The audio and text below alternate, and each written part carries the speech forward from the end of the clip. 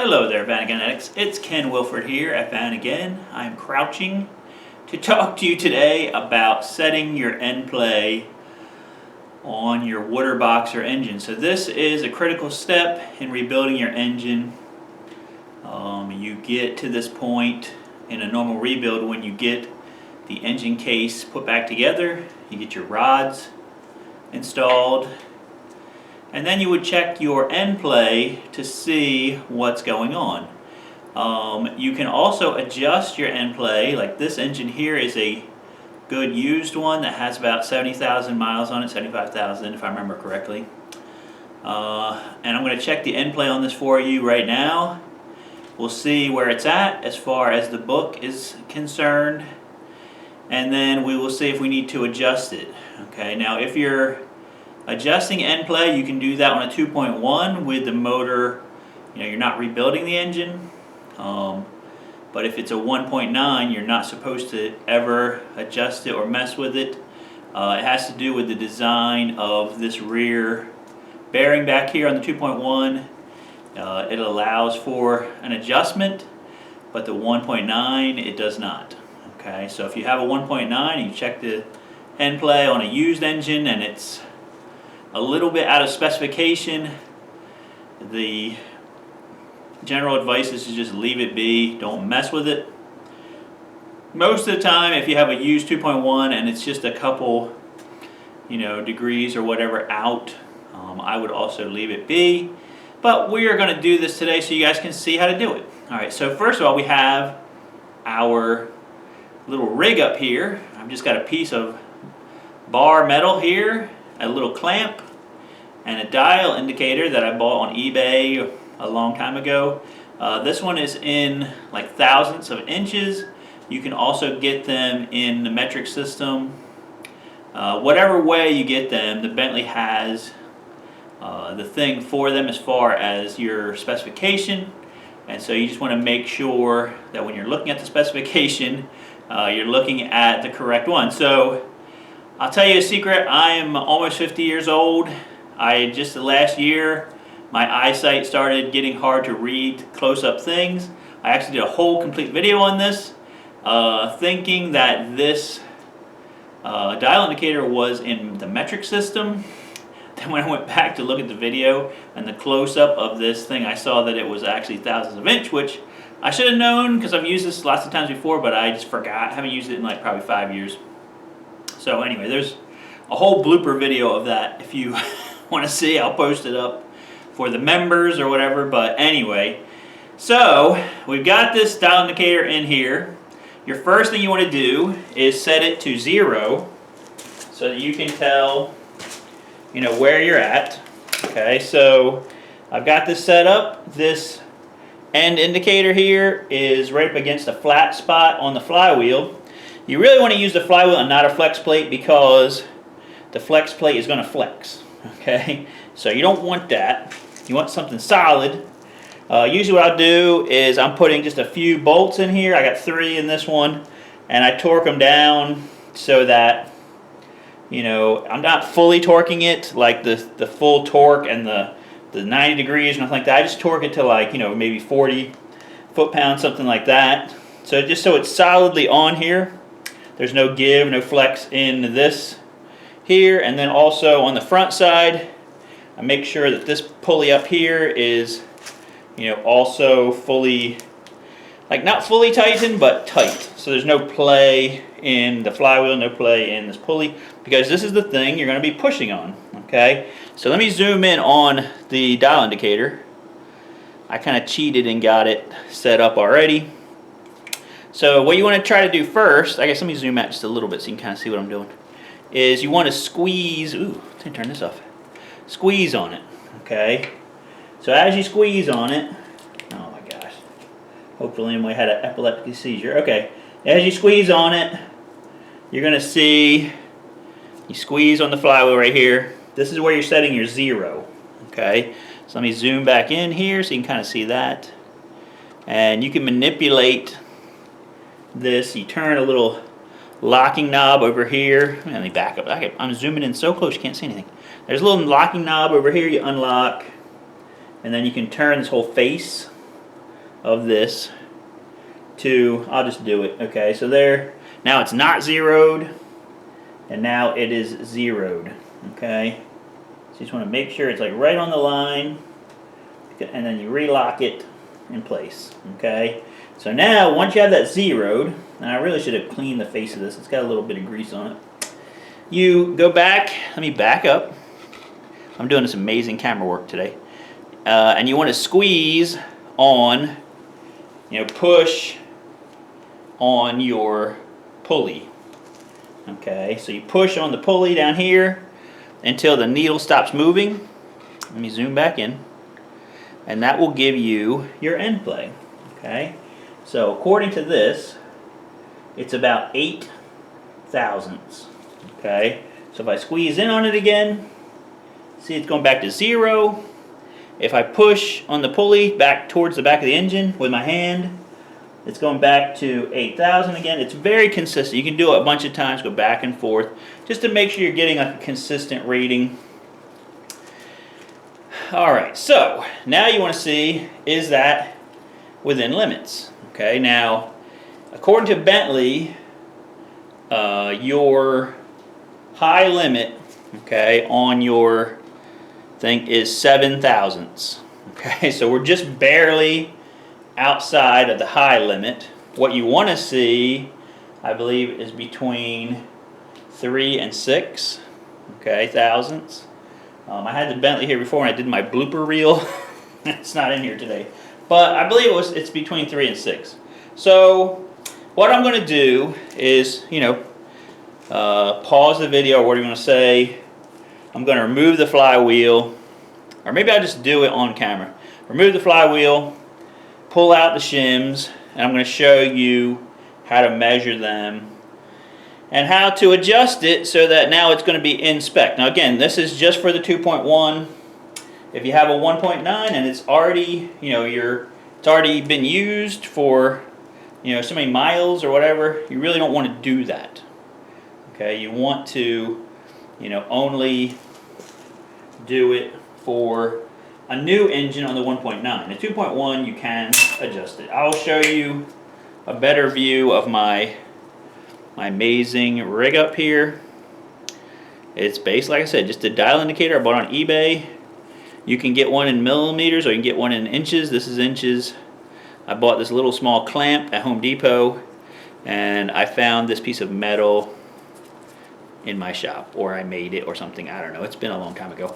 So that's kind of what my rig looks like, and then I'll just clamp it to a flat spot on the engine, on the case. Right here is a good place, or like over here is also a good place. I normally actually put it over here, but I wanted to do it so the camera could see it a little bit better and I could see it. So I put it on the other side. So that's that. Let me put this somewhere, and I'm gonna just keep filming, but I'll probably, do a speedy uppie or something like that for you guys. Oh, okay. That's fine. Just use this.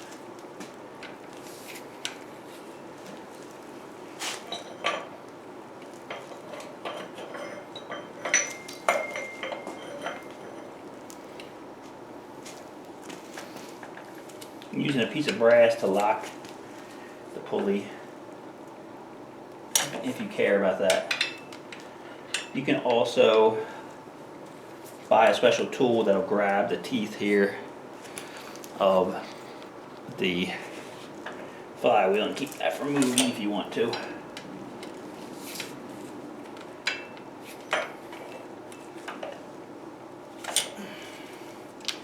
Okay. Now they're coming off. You're only supposed to use these once, but I'm not retorquing it, so I'm just torquing it down. It's because they're torque to yield bolts, so you don't want to reuse them a bunch of times.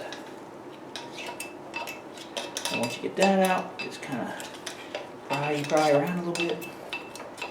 This will just come out. Just keep your hand on it so it can't fall and go somewhere bad.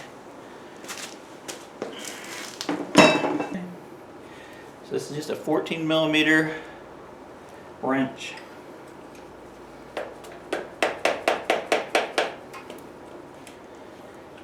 Pop out of there.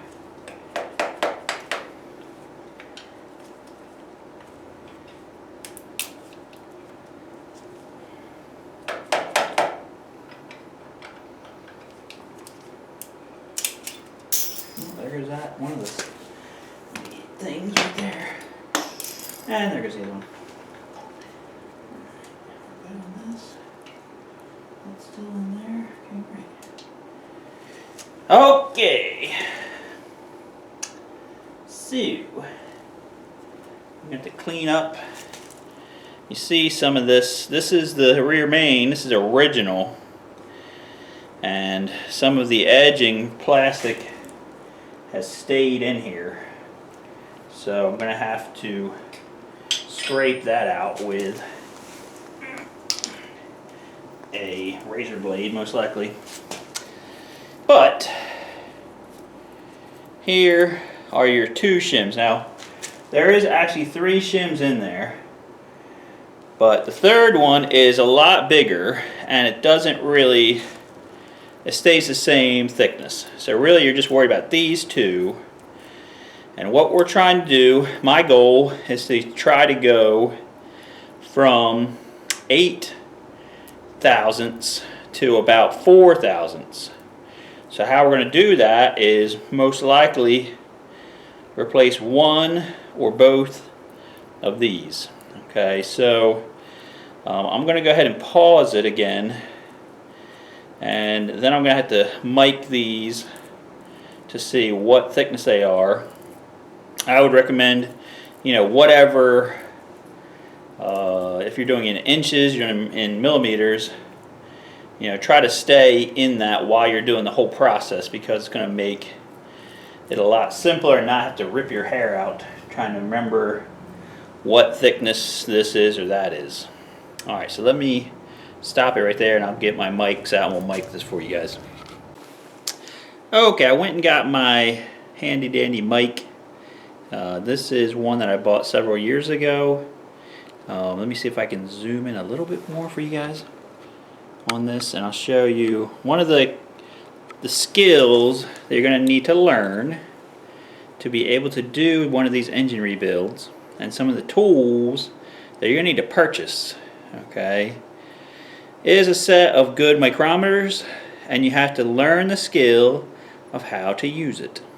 If you don't want to invest money in this product and you don't want to learn the skill of how to do this, I suggest you watch these videos for entertainment purposes and then have somebody else rebuild your engines, because this is critical. If you don't know how to use a mic, you will fail, okay, utterly doing this. Alright, so this is a micrometer. This is a 1 inch. That means when it's fully out here, okay, it is 1 inch. This little gap here is 1 inch. And I have a little test piece here that is exactly 1 inch, so that if you need to check your adjustment of your mic occasionally to make sure that it's still accurate, okay, you put this test piece in and you check to see, if you're at exactly 1 inch or not. And then it also gives you a feel for how tight, right? How tight does this need to be? So if I'm going to put this closer and you can see the gradations, hopefully. Maybe I should zoom. I'm not sure which one would be better in focus. Let me go over this way a little bit. Alright, I think you can see it. It looks like it went out of focus. Alright. It's having a hard time focusing for some reason. If I'm on my jacket behind it, is it doing better? But anyway, I mean, you can kind of look up maybe some other videos about this if it's blurry. But right now, there's a 0 here on this wheel. It's pointing to a line right here with all your gradations on it. That means exactly at 1 inch. Okay, and this looks like a vise. okay, but it's not a vise. It is a measuring tool. So, in other words, when you're tightening it, you're being very gentle with it. You don't want to break it. It's a delicate instrument, okay? It is not a vise. So I have this 1-inch piece in here, and like I said, as you back off of it and you get on it where you see it goes to 0, you can kind of feel there's not a lot of force they are using, okay, to clamp this. In fact, they even have this adjustable thing on the back here, which is like it's got a clutch on it, okay, and it allows you to, you know, sneak up on stuff. And man, I'm having a hard time holding all this at the same time. I'm nervous. All right, so it allows you to sneak up on stuff, to tighten it up with this ratcheting part, so you're not over torquing it, okay? And you can kind of see that it goes to 0 also. Maybe you can see it if it's being not blurry. So this helps you, okay? So you use the big wheel to get close to where you want to go as far as testing purposes. You use the little wheel when you get towards the end to make sure you don't over tighten it. So, and then there's also this, it has a lock, okay? So say you have a certain thickness that you want to keep temporarily or whatever, you lock it. But then you got to make sure you unlock it before you loosen it back up again. Okay, so this is basically like measuring things for engine rebuilds 101 on these. Okay, and there's different sizes that we're going to be using in the full engine rebuild that we're going to get to. Okay, but for now we're just going to be miking our 2 very, very super thin pieces of metal that is for our shims. Okay, so I'm going to make this a lot thinner here, almost down to nothing, and I'm going to zoom out too, because you know, me trying to show you this while I'm doing it super zoomed is going to be really hard. Okay guys, so I'm back. So I measured my old shims here. Okay, so the play we had in our flywheel was 8. And the specification is 3 to 5. That's the new spec. 7 is your wear limit. Okay, this is on the 2.1. So I measured our 2 things together here. They're measured out to 20. That means that the thickness of the 2 other ones you want to replace with is going to equal 24. Now this is all in thousandths. Okay. So if you put in a 24 in place of a 20, you're adding 4 more thousandths, right? That's going to take up that slack. And now you should see an end play of 4. Okay, that's what we're shooting for. That's our goal. Let me get the camera back on here. The moment of truth has come.